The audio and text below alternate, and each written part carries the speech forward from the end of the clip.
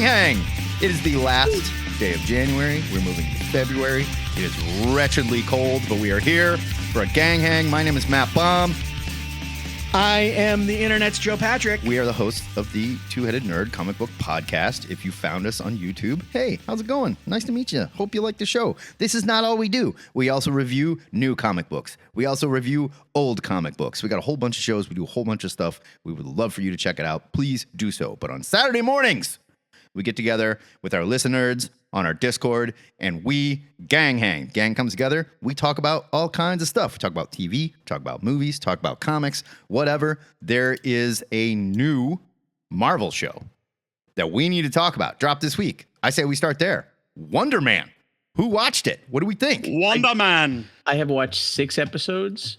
I have watched every episode. I'm going to say I absolutely freaking love it. I love the relationship between Simon Real Trevor. quick, Frank. No spoilers. Yeah. This just dropped. Oh, so yeah. No, I'm not trying. I don't want to spoil anything. Not that there's a lot to spoil, to be perfectly honest. Right. You know what I really love? There's plenty to spoil in a certain context. But yeah, go ahead, Frank. The idea that this is a movie, this is a TV show based on a comic book character, and inside that show you have a comic book character. I mean, an actor trying to get a job on a movie that's a remake of an older movie. There's a lot of meta stuff. It's like I love the kind of meta aspect that they've added, where Wonder Man was a fictional character in the MCU. And now there is a real Wonder Man, more or less. Right. And the actor playing Simon, I can't remember his name because it's Yahya Abdul Mateen II. Okay, thank you. Is his name? Outstanding. Yeah, he's amazing. He's outstanding. Like legitimately, like I believe every moment that he is Simon Williams. Just instantly lovable. To the very first scene where like he comes in and he's the professor and he's like adding all this stuff, and you can just see the crew their brains are starting to melt as he's like, well, what if we have this relationship? And like, yeah, he's great. And you realize at like that moment, you realize, oh, he's that actor, and he's going to be a pain in the ass. And this is why I knew he was losing that job from the moment he started making changes, you know? Yeah. And I just wanted to also just touch on Ron Kovac, or Von Kovac, not Ron Kovac. Yes. Von Kovac, who was the president of the small country in Superman, the Superman movie. Yeah. Oh, okay. That's right. He's great. Now, in everything. I'm watching that episode where they're in his house. And he's supposed to be Guillermo del Toro. He's very much based on Guillermo del Toro because of the way that he speaks, the way that he talks about his house, and how he, and if you've ever seen pictures of Guillermo del Toro, I think you're right. His house is like just covered in like all this memorabilia. I mean, I don't think Guillermo del Toro both despises and loves Hollywood. I think he's supposed to be a Guillermo del Toro type of character. Yeah, he's a curmudgeon, but he's a famous curmudgeon, Yeah. Oh yeah, definitely.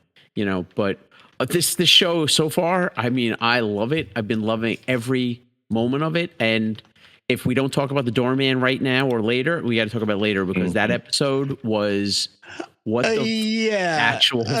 So this is where I'm gonna do a hard stop on anything related to spoilers. No spoilers. No spoilers. The stuff with Doorman is so great.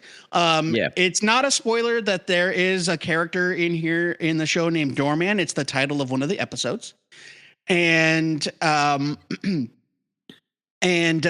it's what they do with it is excellent. The way they use not only that character, but what happens with him to fuel a part of the show is fantastic.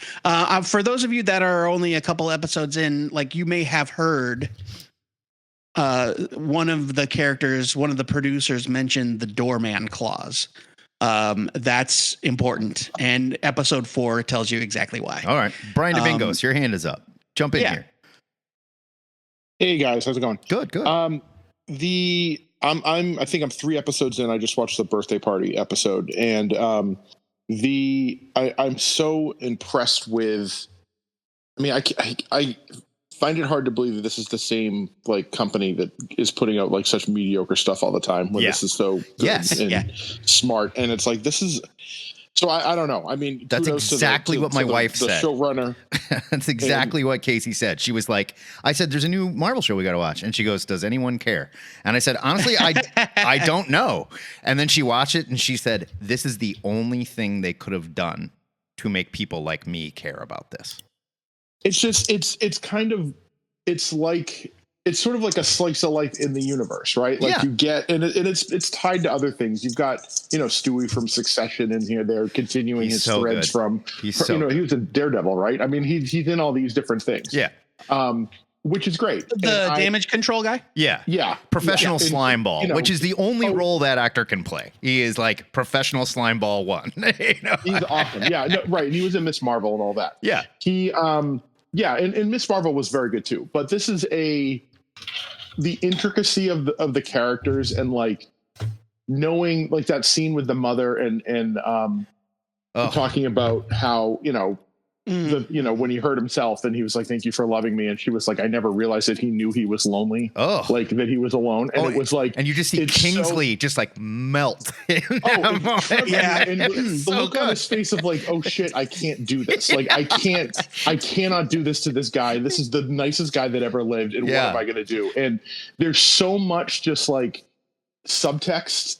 And just like the acting is so like fertile and great, and you get that moment from the mom, and she's just like lovely, and you figure out like this is why Simon's not a dick.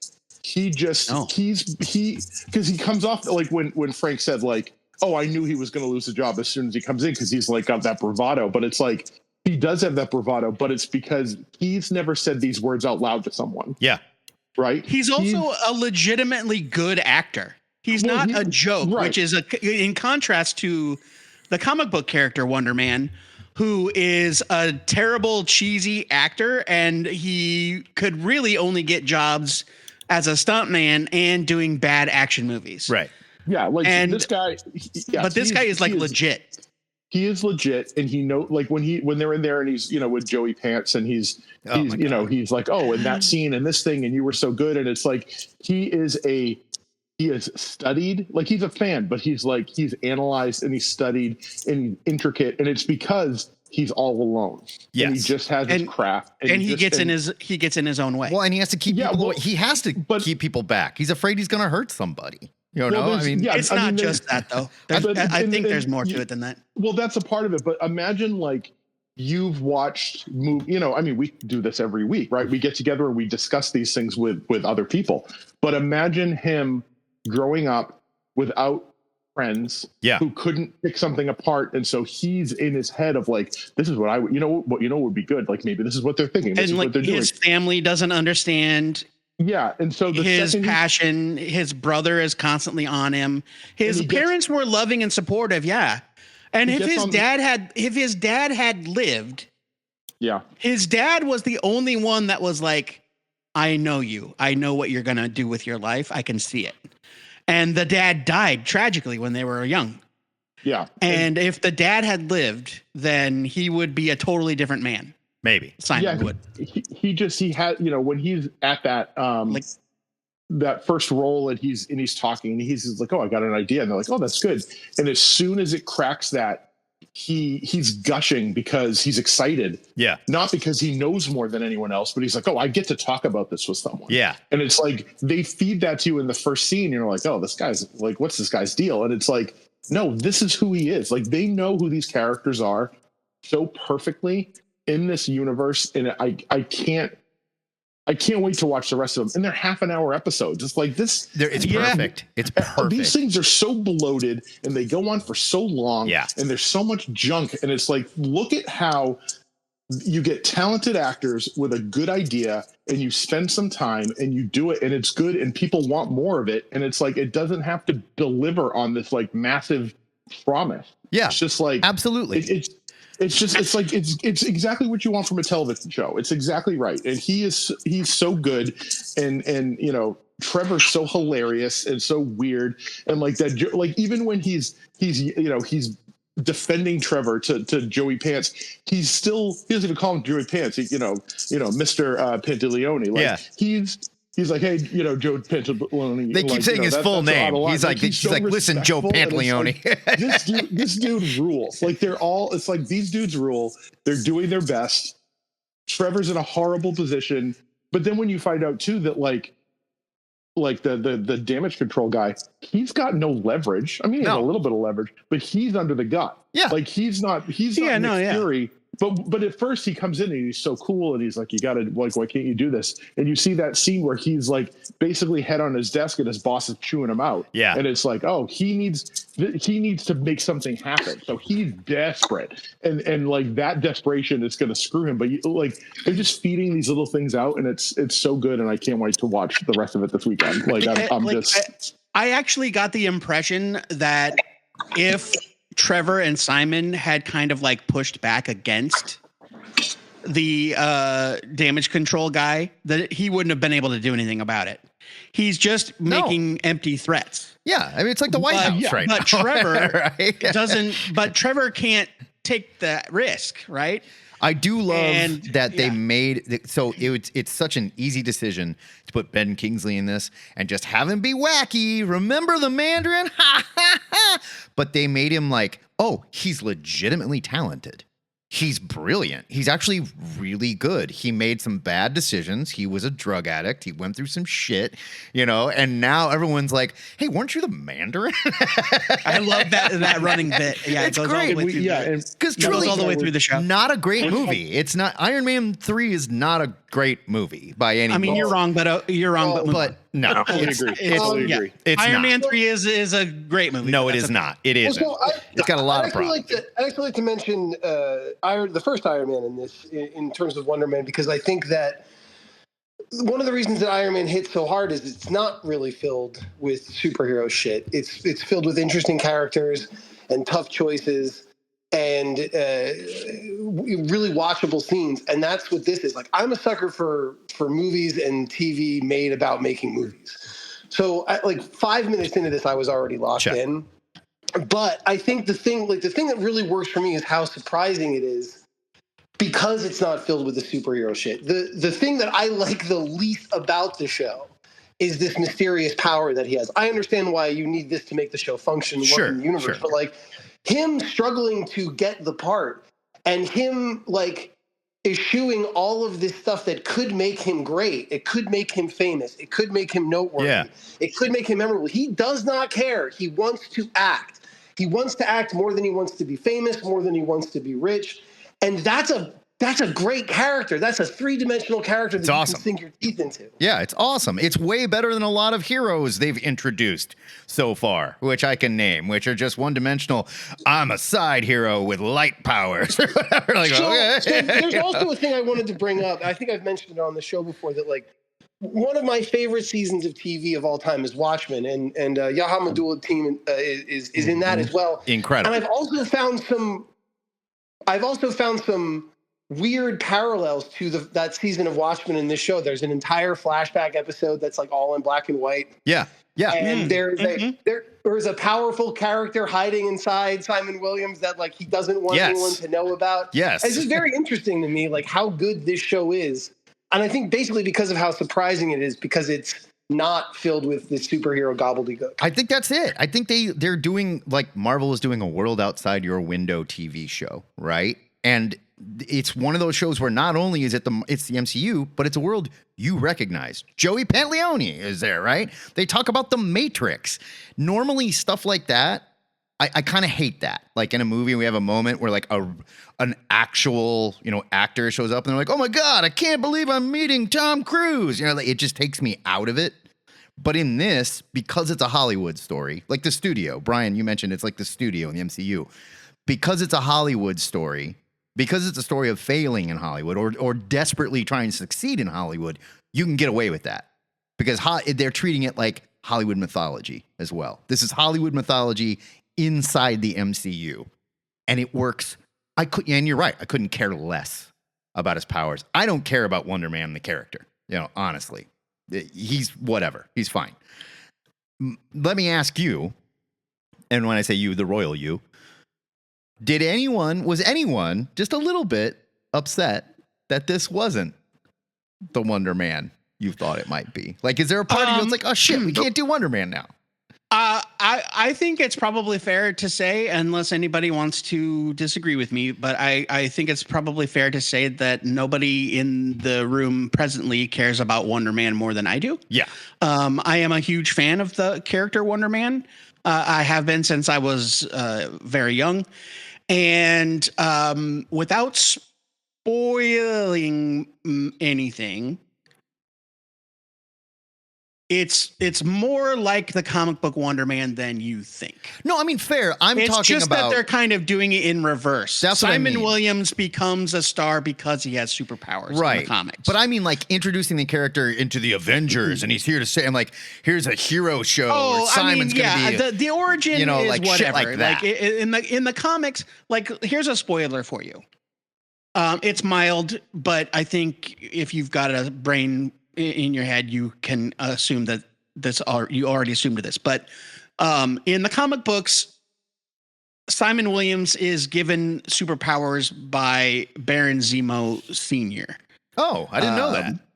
Yes, he creates Wonder Man and then has him infiltrate the Avengers as, like, a double agent or whatever. Wonder Man betrays the Masters of Evil and dies helping the Avengers defeat them. Zemo Senior, is this like in the 60s? Like way back? Yeah, yes, Avengers like number 8. Oh, okay. 8 or 9 is the first. I didn't even know Wonder Man was around that early. Wonder Man made one appearance in the 60s, in the early 60s. Okay. And it died immediately at the end of that one issue. And then they brought him back later. I don't know if it was the late 60s or the early 70s. Maybe Frank can back me up on that, but they brought him back, and that's when they got into the whole thing where it's like, oh yeah, the guy can't really die because he's so fueled with this energy that keeps him going. And then later on they revealed, oh, he's actually made out of that energy, so he's not even really human anymore. But none of that shit is in the show, obviously. Right. Hi, Leo. And and in the show, the spoiler I will tell you is that you never find out why he's got powers. That's fine. That's fine. Right. It's not important, right? That's not the point. And I have heard, like, not rumor is a strong word, but I've heard some theorizing that maybe Marvel will just use their newly acquired ability to use mutants to explain why Wonder Man has powers. Then we can put him in the X-Men. Yeah. Oh, man. When Wonder Man is leading the X-Men, oh, my God. It's going to be so cool, Joe. Not everything. Wonder Man and Miss Marvel are like Wonder Man's Team Gold, Miss Marvel's Team Blue. Not every mutant has to be in the X-Men. Just to say that, like, look, some people are born with superpowers. Right? Like, that's the whole point of mutants, is that some people are born with superpowers and they can't be explained. Well, but there's also another aspect to that. Like, I don't know if that's true, because, like, how does, like, the government and damage control know this guy has powers if he's a mutant? Like, I would think maybe they know there was, like, some accident because of incidents in given his powers past. Or something. Yeah, because of incidents that they've become aware of in his past. I mean, maybe. I don't know. I don't need him to be a mutant either way. And honestly, if we never see this character again outside of this vignette of, like, this is what happened to Wonder Man, I'm fine with that too. I don't need him to show up in fucking Doomsday. I think it will be a huge waste of a character if they don't put him in somewhere. I'm not even saying he needs to join the Avengers, but I think that he needs to be around, because he's a breath of fresh air. Really. He's a breath of fresh air, but, like, if you stick a character like this, there's no reason why he can't. If you stick a character like this in Doomsday, you know, like Ant-Man is already doing that job, right? He's the comic relief, he's whatever, and he's sort of the fish out of water on the team. I don't know if we need another one. Wonder Man is not comic relief. I mean, he would be in that sense. He's not a superhero. Like, what else is he going to do? Down. Say that again, JD. I'd like to see him turn the Avengers down. That would be rad. I would love that. You're right. I'm not saying I'm not saying that he needs to become a valued member of the team. Yeah. I'm saying use the character. There are lots of characters in the MCU, like Darcy or whomever that are side character. Jimmy Woo, like characters that you love to see turn up, but you don't need them front and center full time all the time. Do you want Darcy and Jimmy Woo to both punch Dr. Doom at the same time, and that's what kills him in the end of the movie? And they're like, "Thank you, yes, you saved us all." That's exactly. And here's the X-Men. Jimmy Woo. I'm waiting for his 90-second trailer. Jimmy Woo will return in Avengers Doomsday. But I'd be curious. I would be curious to hear what you all have to say about what Matt is saying after you finish Wonder Man, because there are things that happen in the show that might change some of your ideas about it. JD, what were you saying? I was just saying Jimmy Woo and the Agents of Atlas. Give me that show now. Oh, hell yeah, dude. Give me that show right now. And set it in the 60s. I want a talking gorilla. I want all of it. Just to pivot real quick, other TV shows that we talked about in the last episode, I haven't seen it yet, but I was really, really upset. I listened to a podcast review of Beauty on NPR, Pop Culture Happy Hour. Yeah. And I haven't seen the show. I don't know anything about it. I'm just so mad that they never once mentioned the comic book, Jeremy Hahn, and to the point they actually said it was created by Ryan Murphy. Because it says created by Ryan Murphy. The show, yeah. Yeah. The Wonder Man show says the same thing. It's created by whoever developed the show for television. And then I'm sure somewhere buried in the credits, it's like based on the characters created by Stan Lee and Jack Kirby.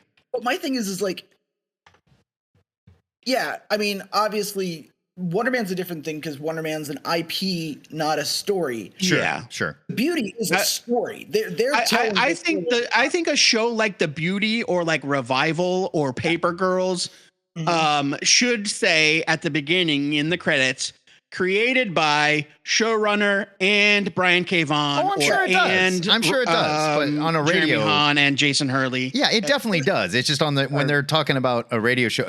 Look, they're gonna say no. It doesn't say it in the credit. I don't think it says it in the credits at all. It doesn't say created by Ryan Murphy and Jeremy Hahn. It just says created by Ryan Murphy. Oh, really? Pop Culture Happy Hour used to have a host who was a comic book journalist too, Glenn Weldon. And they didn't have, and Glenn wasn't on that episode, which was interesting to me. Because I was kind of hoping he would be, because I knew he would mention it. I mean, the man wrote a book about Batman, so and one about Superman. True. Oh yeah, right. He's got that one that came out. And that's the thing. I was so disappointed in Pop Culture Happy Hour because, like, whether it's in the credits or not, and whether it was included in their press packet for their viewers or whatever, it's important.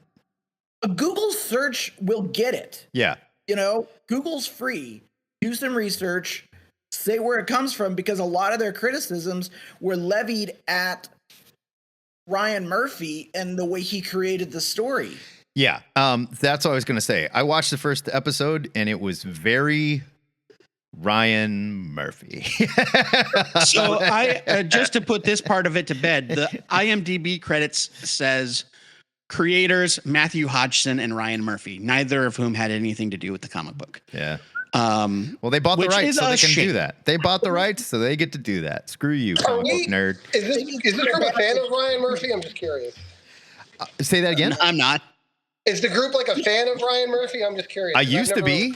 I think there was a time when Ryan Murphy made really good, fun, interesting, like original shows, and then he stopped trying.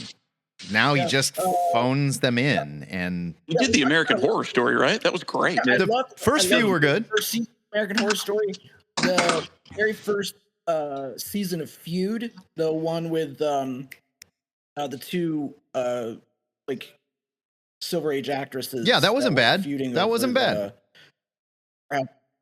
Baby Jane. That was fun. Was he involved with the Shield way back when? No, I don't think so. No. No. I always confuse Ryan Murphy with a different showrunner, and I finally got it into my head that Ryan Murphy is like, okay, he's the Glee guy. Yeah. And I will say this: I did like Glee was great. Like Glee. I loved Glee. Yeah. It was great. But then when Ryan Murphy became the Shonda Rhimes of like trashy white people television, yeah, then it became like a series of diminishing just returns. phoning it in. Okay, another TV show. Is anybody watching this Game of Thrones prequel show, The Hedge Knight? Keith is. Is it any good? Is this based on a book? To watch it. Like, is this based on a book? Yeah. Okay. It's based on 3 shorter books. And when did he write those? Did he write those before the end of Game of Thrones? Well, that's not finished yet. So. No, that's what I'm saying. That's what I'm saying. Yeah, these came out a long time ago. Oh, okay. And, it's really great because like the main character is so much different than like what you get in Game of Thrones and House of the Dragon. Okay. And like it's almost like lighthearted, right? Lighthearted, but like everything around you, like when they focus on certain other characters, you're like, oh, there's your Game of Thrones. Oh, okay. It's happening. All that dark shit's happening over there. And this is 1,000 years in the past. Is that right? It's like 100 years. In the past. 100 years. 100 years. So this is the character that layman like myself would call he's the Hedge Knight, right? Yeah. So those kind of like when Matt and I got our start at Krypton way back in the day, there were who put those out, Matt? Was it Dynamite or I don't remember who, but there were comic books for the Hedge Knight, and I didn't know it was a Game of Thrones thing. I had no idea either. Until well after the show started. I was today years old when I realized that the Hedge Knight comics were based off this book. The Hedge Knight is a spin-off of the Game of Thrones book. I had no idea. Okay. George R.R. Martin. There you go. Yeah. The dude just needs to focus on one thing. Well, he is just all of the Game of Thrones. I mean, he's actually super. Martin Don't give him points for that, Jim. Don't give him credit for that. Martin is super pissed at HBO right now. He's been talking serious smack. Like he said, they completely dropped the ball on House of the Dragon, and I agree. I'm sure he's sitting at his kitchen table counting his hundreds. You can't have the final episode. Goddamn HBO. The season finale cannot be people looking at each other and going, "I guess we will have a battle. Yes, I guess we will. I guess it will be next season. Yes, I guess it will." Oh, that's like the first Mortal Kombat. Fuck off! Mortal Kombat movie, the modern Mortal Kombat movie. It's Dragon Ball. Joe, you're absolutely right. George R.R. Martin needs to focus on one thing: wild cards. Oh, yeah, wild cards. And then he needs to stop short before they become weird sex stuff. Yeah. Before it gets into the weird sex stuff. That was the first book. Are you kidding me? That's where it always goes. Is it right in the right off the bat? I didn't know that. Oh yeah, it's right off the bat. But the premise of Wild Cards is so great. It would make an amazing TV show. It would be amazing. Animated too. Yeah, was the weird sex stuff Martin, or was it one of the other writers? Because the other thing about Wild Cards is it's an anthology series. I remember the character. It was good Martin. Point. Yeah, I don't know. I remember the character. I don't remember who wrote the story. Mm-hmm. There's a lot of writers involved with Wild Cards. Mark talked about writing the last 2 books, and he said he's just like not. It's just not happening. Yeah, if I'm George R.R. Martin, I'm like, fuck all y'all. What are you gonna do about it? He'll be dead before those books are done, and that's you know what? I'm right over here. You know, George. They came up with their own ending of Game of Thrones. Nothing you put out is going to change the way that show ended. They're not going to refilm it based on your vision. Oh, you say that now. Like, you were getting a new Harry Potter series. Well, but you know what? She's still unfortunately, she's still alive and vibrant. Yeah, unfortunately. But I agree. Unfortunately. Martin's hanging out in Santa Fe, playing with his railroad and building city infrastructure. Sure. And giving the city tons of money. And I have so much respect for what George R.R. Martin has done for the city of Santa Fe. It's kick-ass. Yeah. It's kick-ass. He's taking care of his town. Mark, say what you just said in the chat.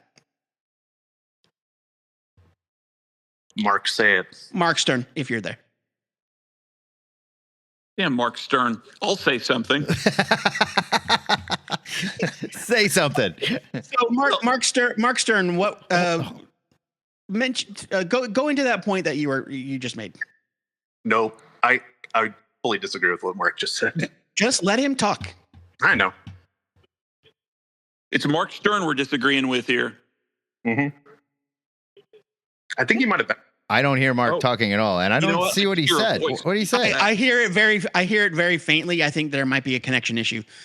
So he said in the chat that Brandon Sanderson will finish the Song of Ice and Fire books after Martin shuffles off this mortal coil. And look, I'll be the first one to say, like, I don't read enough fantasy books. I don't really know anything about Sanderson as a writer. I don't either. But is that something that people would be mad at, or he's saying it because Sanderson finished the Game of Wheel of Time series. Wheel of Time, yeah, after after Jordan died, right? Which his style. Exactly. Yeah, it's not right. I mean, can you guys hear me now? Yeah. Yes. Okay, so basically, we've got two off the top of my head: Patrick Rothfuss from the King Killer Chronicles, and then we've got George Martin, who is struggling to finish off his series. And who was it just said, Sanderson came in and helped finish the Wheel of Time series, right? And nobody's really bitched about it because, Sanderson is a pretty straightforward, a talented author, and he cranks it out. He is a celebrated author, right? Yeah, absolutely. Yeah. I mean, he might not have the same gift for prose that you might hear a lot of other or some other authors get praised for, but he's, the number one thing is he cranks out the books. He's like a Stephen King for fantasy. Fair. Right? Real quick, Keith, is this the guy that you were squealing about? Got the Apple deal? Is it that guy? Yes. Okay. Yes. And what are his books? He does. Mistborn. Oh, okay. The Cosmere stuff. Yeah. Okay. Gotcha. The problem with Sanderson doing this is a fan, George R.R. Martin at a panel if he would let Sanderson take over when he dies, and it was very rude the way he asked. He was like, "You're not going to live." Hey George, you're about to die, right? Yeah. Hey, old fat ass. When you kick off,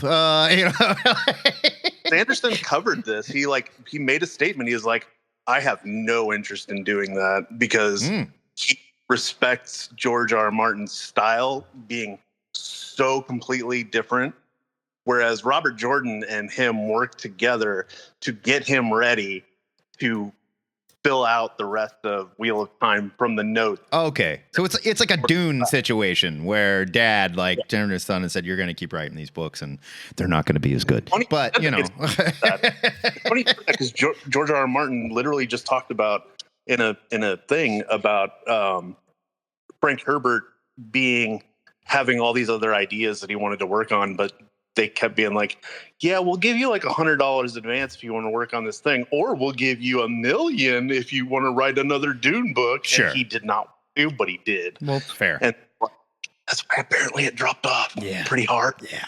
Well, I still read them. I've still read them a couple times. Not great. And it's really sad. And Sanderson ain't gonna have time, man. That dude's, oh my God, that dude does so much stuff. His Stormlight Archives is on book 5, and that's the last book in his first Wind trilogy of Stormlight Archives that he has planned. So he has 10 more books planned just for that book, just for that series. Jesus Christ. Holy moly. That's insane. Yeah. Good God. But that's fantasy books. That's what they do. It's Each one of them. Look at The Witcher. There's 30 of them, right? Each one of them is about double the length of the first Game of Thrones book. Good God. Yeah. Oh, I do not have Ain't time nobody got time for that. Come on.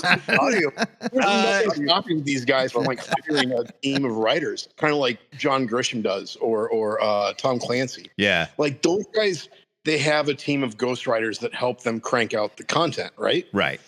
And at this point, with George Martin, it's just an ego thing for him. Like he's stuck and he doesn't want to like reach out and ask for help. And instead he's got like this executive dysfunction thing where he's like, oh, I'm just going to go focus on the Comic-Con stuff for this week, you know? Yeah. But he's obviously not willing to sit down and really like knock out the pages. JD, what do you got? JD? You got your hands up. Well, as long as we're talking about books without pictures, talking about authors that crank out content, book 18 of the Dresden Files just came out last week. I saw that. I'm going to read it. I love the Dresden Files, man. It's great. I cranked through it in about 4.5 days. I'm definitely going to pick that up. I've never read any of the books, but I did like they're great. The TV show on Sci-Fi wasn't great. It was fine. But it was enjoyable. It was fine. Yeah. But I mean, like that actor. Yo, I have no problems with the actor. Yeah. He's got a great name. His real name is Paul Blackthorne. Yeah, he sounds like a sorcerer. I know, yeah. And he went on to play Black Canary's dad on Arrow in the Arrowverse. But he's awesome, and he's so good as Harry Dresden. And then like the sidekick guy, like the ghost guy, is kind of fun. I don't mean to spoil the fantasy show for you, itself is Joe, like but sci-fi cheese. Hollywood actors change their name all the time. He's probably Paul Finkelstein or something. You know? No, he's like hardcore. He's like super. He's super British in real life. I bet you Paul. Well, then it's Blackthorne like probably Paul McFartwormer or something. Then you know. With the Dresden Files too, the Dynamite comics are actually really, really. They are good. Dynamite did a good job with the Dresden comics. Yeah, the art. What do you got? Wasn't always just a quick question about Dresden Files. So I'm looking. I don't have time to read, but I do a lot of audiobooks as I have a long commute. Oh, the audiobooks are wonderful. Audiobooks are amazing. They're what? They're wonderful. Stormfront's the first one. Yeah, and Spike from Buffy reads them, and they're so good. Yeah. Oh wow, he's so good. Yeah. Oh, Spike. Oh yeah, look at that. Yeah. All right. I'm getting the first book. I'm gonna start listening to it this week. When I was working downtown in downtown Omaha, I had a half an hour commute each way, and so audiobooks are how I listened to the entire 41 book Discworld series. Oh yeah, Nice. And that entire series, the original audiobooks, only has 3 readers. There's a female, I guess narrator. I don't know what the term is, but reader that does the book about the witches, like the Coven of Witches. Mm-hmm. And then the rest of the books, all of them, are done by 2 guys. That's insane. And the only reason why the second guy took over is because the first guy died. Yeah, fair enough. And they are so good. Audiobooks rule. And if I had a commute at all that was longer than 10 minutes, I would be listening to books constantly. I think I said this in the chat, in the Books Without Pictures chat the other day. But if you really want to listen to an amazing audiobook, it's by Scott Meyer. It's called Off to Be the Wizard. It's a series of about 5 books right now. Luke Daniels is the narrator. He does every single character, and some of the characters are unrecognizable as his voice. Why do I know the name Luke Daniels? Who's Luke Daniels? Yeah, Luke. I mean, obviously he's a voice actor. Okay, I feel like I know the name. He does a character. He sounds like a country western singer. He does. Yeah. He does a female character. You cannot tell that this is a man speaking. He does this old grumpy British guy. He does an American kid. He does like some like this like rockhead guy. Like when I say rockhead, I mean like, you know, like a guy from the 80s into rock music. Oh, gotcha. Stoner. And we'll call him. Yeah, like a stoner, okay. Right? Every voice is different, and there's only occasionally you can hear like the same voice. He never repeats the same character's voice. Nice. Ever. I'll check him out. I'll check it out. The first book is amazing. The second book is amazing. The third book, I think it was the third or fourth book, it's a little bit of a drop off, but then the last couple were actually pretty good too. Okay, Frank, I got to ask. For another one. I want to shift gears because we got our first look at Henry Cavill as the Highlander. Oh, yeah. Does he have short hair? Yeah. Oh, I guess Duncan had Connor had short hair. Yeah, his cousin was sensitive. In the present. Yeah, his cousin was sensitive ponytail guy. But I mean, in the in the olden time scenes, obviously Connor had long hair. Now but we can't know anything about this movie from looking at a picture of Henry Cavill, who's gonna look good no matter what sword and outfit you put him in. right. Exactly. But I will say I've expressed my opinion on this already, so I will. Let's hear it. Let's hear it. All right, my opinion is this: Highlander is a perfect movie. Agreed. There should have never have been any remakes of this movie. I'll take it further. Any sequels to this movie? There you go. Yeah. There we go. Any sequels, I mean. Yeah, that's what I was looking for. However, what I hear a lot of good. I never watched the series. It didn't hit for me. But I had friends who watched it. The series was fun. The series was kind of fun. I liked the series. So for I liked the series because it was about other characters. It was not the continuing adventures of Connor McLeod. But the premise of the series is stupid. Yeah. This premise was really dumb. It's like, oh, he's Connor's cousin. It was so stupid. Then I lost it there, and I was like, no, I can't watch this. But that movie, when I saw that movie, I was like, it kind of cooks in your brain for like a little while. The first time I saw it, I was like, yeah, that was pretty good. You know, it was kind of almost like a comic book, and even the cuts on it were like totally. Almost like looking at panels, and so it was like it really did it for me. And then I started thinking about it more, and the more I thought about it, the more I really liked it. It's not the greatest premise in the world. It's not the greatest movie that's ever been made. I mean, it's so poorly explained in the first movie. Oh yeah. That's why the sequels are so bad. Because I disagree. I don't know. I disagree. I think it was perfectly explained. In the first one, it's perfectly explained. There are several of you guys. There can be only one. You share powers. Go. No, I don't mean the that's premise. all you need. I don't mean the plot of the movie. I mean why isn't everyone in Connor's family a Highlander? To me, it's like Joe, because they're aliens, and some aliens travel time to come here, and some don't. Right. So Connor is the only member of his family from outer space. Got it. Yes. The thing to me, it should have been. Sorry. It should have just been. No. This is divine intervention. Literally, this is some kind of some God came down. It doesn't have to be, Christian God. It doesn't have to be whatever, but some God came down. Yeah, lowercase g God. Right. And gave these people immortality to fight with each other because it's a game. I'm fine with alien too. I'm fine with an alien does it. All right, let's fuck with these humans. Whatever. Right. Alien some things I am okay with incorporating aliens into. Some things aliens don't fit. And I think with Highlander, to me, I think, magic and gods fits better. Oh, sure. Yes. And no question. I mean, but that's look, I rewatched Indiana Jones and the Kingdom of the Crystal Skull recently for the first time since I saw it in the theater. I also watched Dial of Destiny. Crickets, yes. Both of those movies are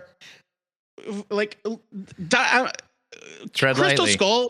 Crystal Skull is no sillier than Temple of Doom, and that's a fact. It's a far worse film. It is a I'm not saying it's as much fun. I'm saying as far as the silly shit goes. But the second you start moving indie from the supernatural into science fiction, I'm like, nope. Yeah, I'm stupid. Out. Don't need it. I'm out. And Dial of Destiny has literal time travel. Yeah, stupid. It's I know. I don't want it. Totally stupid. But Highlander, look, it's no fault of Highlander what happened to Highlander. They were just like, let's make more Highlander. Right. All right, all right, I'm on cocaine. You're on cocaine. Let's make more Highlander. What could go wrong? I'll tell you why the alien stuff doesn't make any sense, right? When Kurgan when Connor is in the church, and then Kurgan comes up behind him, and Connor goes to take his sword out, Kurgan's like holy ground, Highlander. Yeah. Why would they? Why would aliens give a shit about the church? Like, do you think? And if it was just like an honor pact, do you think the Kurgan cares about honor? No. Yeah. No. But at that point, like they literally can't fight. At that point, they had forbidden by the gods. They had no idea what they were doing at that point with the story. They were just doing a thing. They cover it. They were. Then you're right. They were just doing a thing. Hold on. I want to hear what Keith. I want to hear what Keith has to say. Hold on. The movie.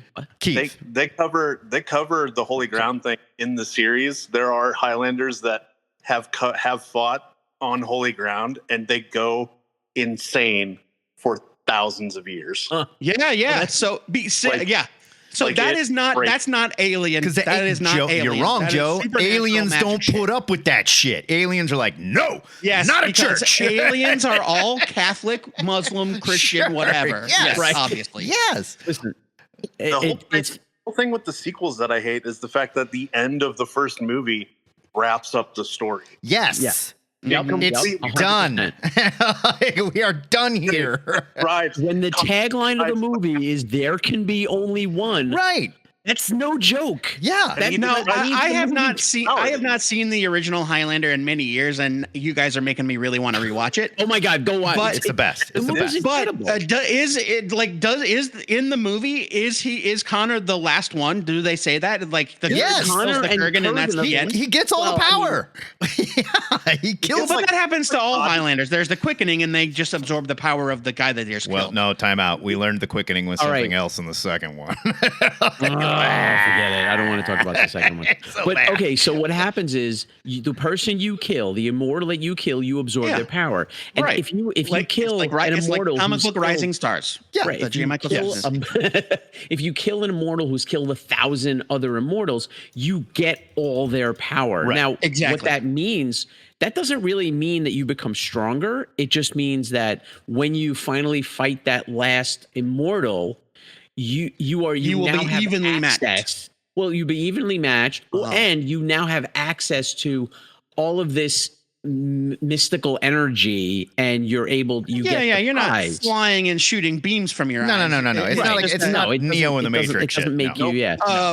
Gain like godlike powers. But I mean, I guess like technically speaking, like when it gets down to 2, the other guy could just be some poor schmuck that got lucky and happened to be and nobody found. And so you've got one guy that's killed every Highlander on Earth, and then you got this other guy who's never even picked up a sword. Yeah, sure. Just chilling. He just shot all the Highlanders in the head, from a distance. But the power spreads to all the Highlanders evenly. Yes, right? Yeah. And they're all empowered with the force of Freddie Mercury's voice. Exactly. Right. Yeah. You know what the force of Freddie Mercury's voice does? That's the other thing that's going to be hard to do. Makes your sword spark. That's what it does.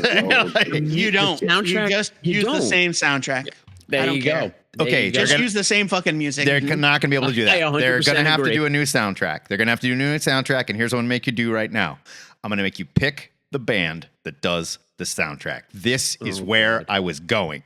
It's the Darkness. One of the greatest soundtracks of all time. I'll go Imagine Dragons. No, not the Darkness. It can't be silly. Oh, no. I love that band. No. It doesn't have to be silly. I'm saying the dude can sing. Fine. There's plenty of dudes that can sing.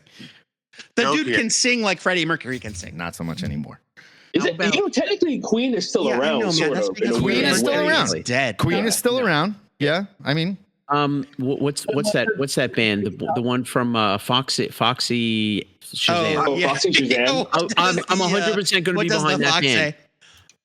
I would submit Muse. I think Muse is just edgy enough and proggy enough, and the dude's got a great voice, and they still rock. I think they fucking kick ass. Brian in the chat says Bon Iver, and I don't really know anything about Bon Iver. That's a little soft. I think it's a joke. Yeah. That's a joke. All right, fine. Bon Iver is indie folk. Right. Because Muse had a couple of songs on the Watchmen movie soundtrack, and they fucking ruled. They're a great band. They're great. I saw Muse open for U2. Like, I don't know, 15 years ago or something. Here's the other band I would suggest. There's no way they'll do it because it's not their style. But if Tool did the soundtrack, I would freak the fuck I out. know that. I do want to hear freaking Maynard Keen on that. Yes, Tool. Holy crap. Yes, or a band like Sun. A band like Sun does it, It'll be like and it's Mission just Impossible super. 2, where they hired Limp Bizkit to remix. That's the what I'm Mission afraid of. Impossible theme song. That's what I'm my afraid Lord. of. Yeah, I'm scared. I don't. I like. Look, I'll take a new Highlander movie because, yeah, like you said, Frank, the first movie's great. If they want to remake it and like fix where Highlander went. Okay, sure. You know, like, why not? I mean, the first Highlander movie, let's be real, it was written and produced by cocaine. It was, you know? Yeah. I mean, look, that's the thing about remakes. Like, I get. I'm not saying it's not. I get cocaine made a bunch of great movies, Frank. You know? No remake, no sequel, no prequel will ever ruin the original. No, that's what I'm saying. Anybody that says that is a psycho. That's what I'm saying. I agree with that. I live by those sentiments. So okay, yeah, and so like it's okay if you hate the Star Wars prequels, but the people that say the Star Wars prequels made me hate Star Wars, those movies exist. Fuck off. No. Yeah, and the correct answer is George Lucas made you hate Star Wars. Indiana Jones and the Kingdom of the Crystal Skull did not make me hate Raiders of the Lost Ark. That's a stupid thing to say. No, not at all. And so any Highlander sequel or remake or show doesn't change the fact that the first Highlander movie fucking rules. Yeah. Yeah. And so I'm all for it. If Hollywood can make a remake or do a remake or a reboot and it's great, hooray. If it sucks, not, well, whatever. Life goes on. Move on to the next thing. Mark Sherman, that's exactly why Tool should do the soundtrack, because Alex Holland, the guy that climbed a skyscraper listening to Tool, that ought to tell you what Tool. Honnold, yeah, the sweet, wherever this guy was from. Yeah. That would be awesome, though. I would love to hear it. We got a new Rambo too. The kid that's playing Rambo in the First Blood prequel, he looks great. Oh, they're doing a Rambo. They're doing a young Rambo movie. It's like in Vietnam or whatever, and it's and the kid looks great. And let me tell you, I got a soft spot for Rambo, but Sylvester Stallone can go to fucking hell. All right. Amen to that. I just rewatched all three, and they held it. They're great. They're fucking great, man. The first three Rambo, you mean First Blood 2, and Rambo 3? Hell yeah. Yeah. Those three, Keith? Yes. I just watched Copland. First Blood is an excellent film. Rambo 2 and Rambo 3 are perfect examples of great movies that were made by cocaine. Like, without a doubt. First Blood is a movie about trauma and PTSD. Yeah. Right. Rambo 2 and Rambo 3 are fucking Hollywood blockbusters. Yes. They're like, do you remember the bullet count? Do you remember when those movies came out? I don't know if you guys remember when those movies came out. They literally had bullet count. Oh, yeah. Like people saying, oh, you know, he shoots millions. 10,000 rounds of bullets. It was insane. Man, if YouTube was around when those movies came out, people would be insufferable. Yeah, you remember Hot Shots? Remember that movie? Yeah, Hot Shots. There was like a parody. Hot Shots, yeah. It was like the airplane or the Naked Gun of the Naked Gun was also from the 80s. They had that scene too with the bullet count. You know, he literally that was and making fun of that. They do that scene where he's got a revolver, grenade arrow, but there's a chicken on the end of it. But no, it's the guy with the revolver. He's like a 6-shooter. He's like bang, bang, bang, bang, bang, bang, bang, bang, bang, bang, bang, bang, bang, bang, bang, and then he ducks and he goes, "How many shots you got left?" And he opens the gun and he goes, 4. It's great. What does he do, David? He gets a handful of bullets at the last when he runs out of ammo, and it still counts. He kills like 8 people. I've never seen the Hot Shots movies. I just remember the commercials are burned into my brain. The chicken arrow thing, and then the one where because it came out during the Gulf War, the first Gulf War. And so in the commercial, they drop a bomb. Saddam Hussein is drinking lemonade in a lawn chair. Yeah. And they drop a scud and they drop a missile on him and he like catches it like a football. It's fucking hell awesome. Yeah. UHF. Yeah, there's a hell yeah, Brian Domingo. That happens in there, but that's a whole other story. Saddam Hussein. Both of those movies on repeat as a child. Oh yeah. I will say, Joe, that you should definitely watch them if only for Lloyd Bridges' performance. Yes. It is. Yes, I agree with that. I've certainly got nothing against them. I love a parody movie. I just think I never got around to them. But I would love to watch the Hot Shots movies. I really want to see the new Naked Gun with Liam Neeson. Oh, I heard it is phenomenal. It was legitimately. It was fun. It shouldn't have worked, but it did. Top 12 list this year. It was fun. I'm not gonna say phenomenal. It was fun. I'll say that. What did you say, Ian? It is. It hit my top 12 movies of the year. Oh, There you go. enough. And what did you say, Damon? No, I said that. No, it's just hilarious. It shouldn't have worked, but it absolutely did. Yeah, and Liam Neeson. What they were working with. Liam Neeson is perfect for the role. The commercials are burned into my brain where he walks into the bank dressed as the Girl Scout. And then there's another bit where Pamela Anderson comes into his office and he's like, please take a seat. And she picks up a chair and leaves. Okay. All right. Yeah, there's going to be like that throughout it. Yeah, it's very good. Yeah, no, it was fun. It was fun. All right, let's talk comics for a little bit here. We got like 5 minutes left. Let's talk comics. Our friends at Marvel. We've been talking about Marvel a lot recently. They have got some new, fresh, hot ideas that are coming down the pipe. First off, guess what? Age of Revelation, it's not over. Yay! We loved it so much. It's not over. Cyclops maybe came back to the wrong reality. I hate it. No. Hate this. It's that the issues of X-Men that we're currently getting take place before the finale. Ugh. And so it's not that so here's the twist of Age of Revelation. 23 did a thing though. Here's the twist of Age of Revelation. They thought they brought back they thought they stole the minds of Cyclops and the Beast and took them to the future. Turns out they were only half right. The Beast that they got, at first I thought it was the Dark Beast, which made me but I was like, ooh, that's fun. The Dark Beast. He created a synthetic body and he's out there. But it's not. It's the fucking Hank McCoy 616 legit Hank McCoy that went evil. It's straight up and I X-Force hate that Beast. so much. Yeah. Could not care less. Could not care. Just after, it's like Brevoort. It's like, oh, remember when everybody loved when we fixed that and we brought the Hank McCoy you recognize back? Remember that? Fuck you. That's all it is. And it's that's all it is. They could have just said, look, we already knew the Dark Beast was on Krakoa. They had his head in a jar, whatever. They could have just said, oh, the Dark Beast figured out a way to survive. Sure. He created a synthetic body. And now he's come back with knowledge of the future. Oh, shit. And that I was like, okay, that's a fun twist. Yeah. But no, it's the real Hank McCoy. Stupid. And I fucking hate it. Second. You mean the real McCoy.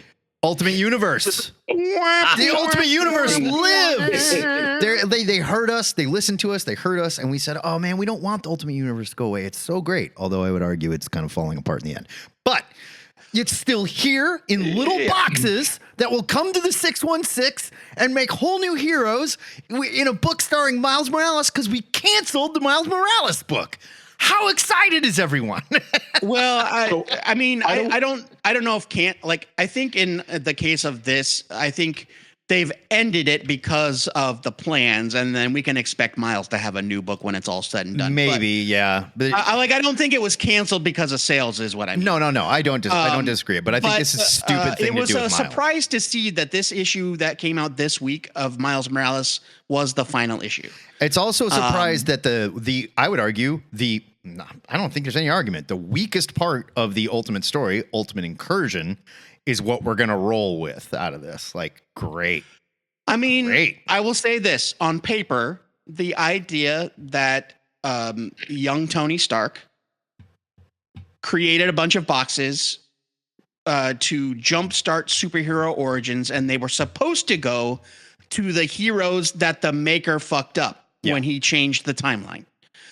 But they didn't, and now they're going to end up in the hands of other people. That's kind of interesting on paper. However, Ultimate Universe Incursion is a terrible comic book. It's not good. It was bad. It was straight up bad. And I don't. And so I'm not like super enthused. The other thing I would say about that particular. The other thing I would say about this whole idea is we have so many characters that we're already not doing shit with. So so many. That's a whole side complaint, but just to keep it on the Ultimate stuff. The Ultimate Universe as we know it is ending as far as we know. But what they have announced now is Reborn, Ultimate Impact, which is just a god-awful name for a comic book. It's terrible. But that's where we're supposed to get this stuff with the origin boxes. And so they're obviously playing on the old name of Heroes Reborn, which is one thing. And also they are pick up on that. Shoving in the name. They're shoving in the name Ultimate because it's got name recognition. And so it's so confusing. Ugh. Like, what are they doing? Ugh. I'm with. Okay, so Mark Sherman or Schmark Schmerman in the chat, we just dropped or Marvel has felt. Quote Matt Baum, Mark Orenberg. That too. Marvel has felt extremely rudderless lately, and I think I agree with him. It's poor editorial. Editorial is steering the ship. We're not letting people tell stories. We're letting editorial set up events. That's what we're doing. And now you will write a story within that event, and it shows. Yeah, Brian Domingos. So I just listened to your review of that Dennis Camp Guardians of the Galaxy Ultimate thing, and how it was Ultimate Universe 2 years in, which waste of time. Because it was like, here's everything that we wanted to do that we can't do. Yeah, right. And now, I hate to do the conspiracy thing, but that seems like this is over, guys. Take your stuff and go. And now they're like, not so fast. So this does not feel like long-term planning. This feels 100% like we thought we had a plan. It didn't. It's falling apart. Tack something on, and we're going to keep going.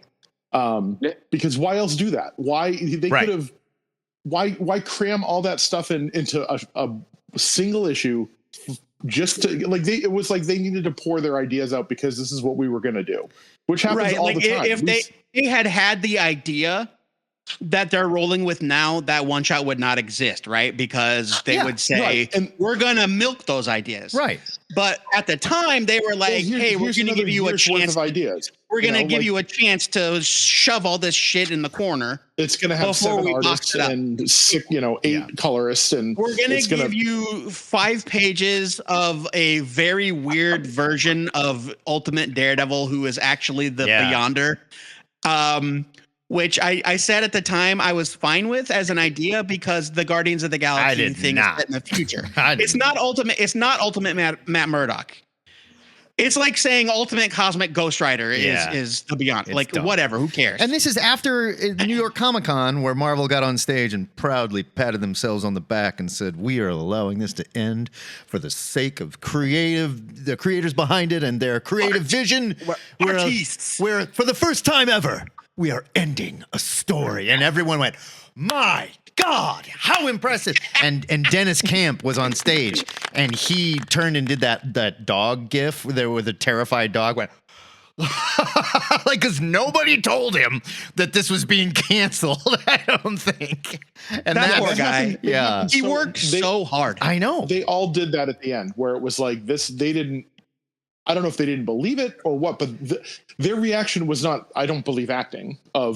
Yeah, 100%. It was real, I am bummed that this is ending. It's like we're doing planned. What? Yeah. The only person who wasn't they were told before the panel, and their reactions were fresh and raw. I think the only person they hadn't had time to get over it. Did not give a shit was Hickman. He was just like, "What the fuck?" Oh, ever. Because that dude, that dude probably wrote the last issue of Ultimate Spider-Man a year. Oh yeah, he was done, and Hickman's like, "Fine, fuck it, whatever." And I will say this: Ultimate Spider-Man is the only book that is actually telling its story to completion.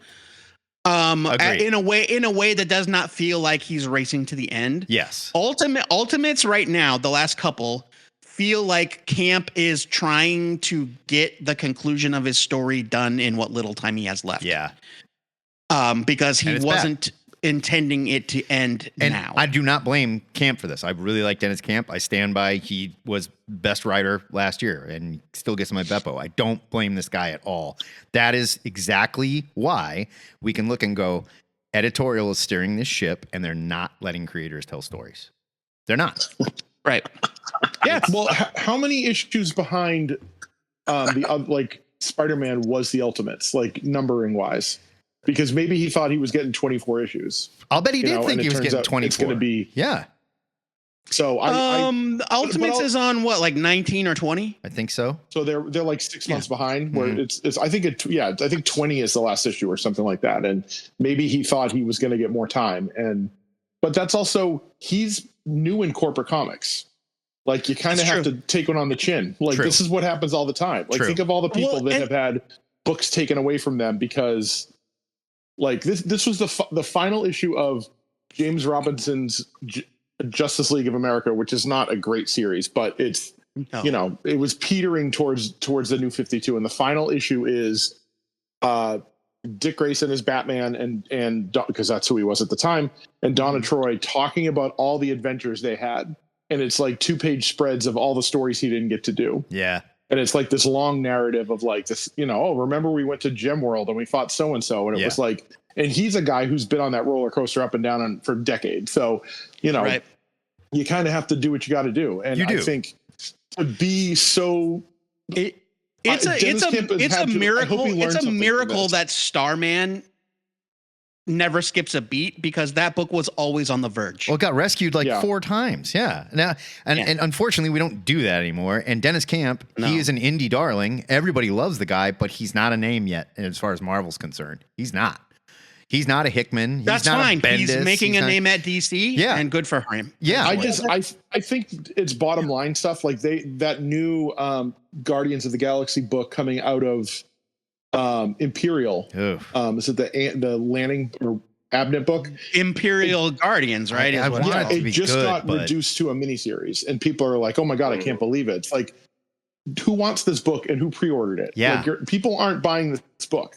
Reading it later in a trade or downloading it digitally, like that's not going to make a difference. Like, they're looking at their bottom line, and Abnett can move books, but not if no one's buying them. So these things are just kind of collapsing in front of them. Right. Well, right. So, and I hate to say it, but that kind of stuff boils down to retailer orders, not shelf sales. Yeah. Or, retailer orders plus digital sales, right? Yeah. And so if a company, Marvel, is not inspiring any confidence in the minds of retailers, they are not going to take chances on jack shit. Yeah. But if you say the hottest guy at Marvel is launching Absolute Martian Manhunter, then they're going to come out and support that book. Totally. But if you say, oh yeah, Abnett's pushing Amadeus Cho wearing armor like he does in a video game that you can buy on your fucking phone.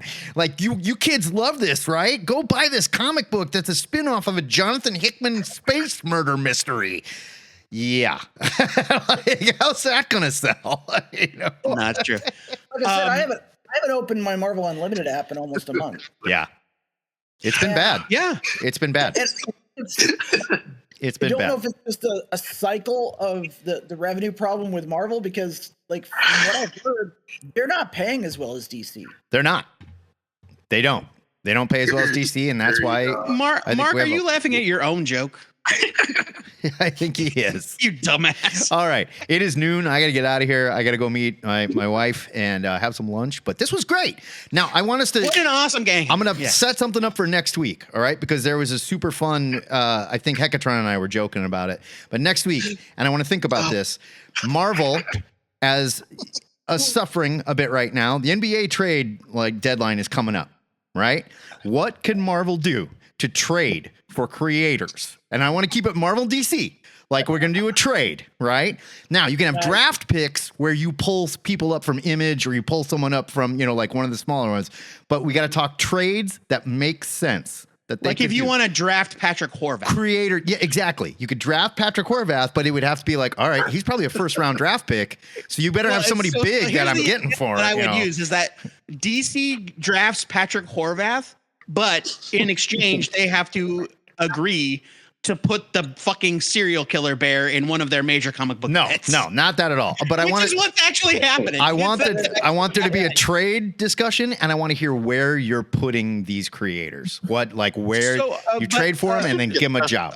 I just like a question about the process itself. Mm-hmm. Is it just a person for person or one person for multiple? It depends how big the name is. Like, it's got to make sense. Like if you were trading LeBron James, but is you it get also like 3 or 4 players, right? We traded, we got Hickman, but we had to give Marvel Young Heroes in Love. No. Creators. So it's just people. Creators. So if like this thing we put for, like I was like, okay, if Hickman goes to DC for Josh Williamson, DC would have to give like Marvel at least 2 first-round draft picks. Williamson's great, but I just want to say for the record that we need to avoid any situation where we say that any one person is worth multiple human lives. No, because that gets into some sticky. We're not saying human lives. We're talking about trade players. I get it. I'm just saying players. Let's just bear that in mind. I know you don't know sports, Joe, but stay with us here. No, I'm just saying. So next week, I'll give you a 1 Jim Zub for a box of subs. Exactly. Okay? Exactly. Exactly. Like Zub might be something you tack on to a trade, like at the end. Oh no, you can even call it Zub subs. That's like a 25 Quizno subs for 1 Jim sub. What if it's Zeb and Zub? Zeb Wells and Jim Zub. You got to pay me to take a job. We'll talk about it next week, but get your draft picks together. I want a sub for lunch. I want to hear about your draft picks, and I want to hear about what your draft picks are writing next week, all right? I'm getting out of here. Good gang hang, guys.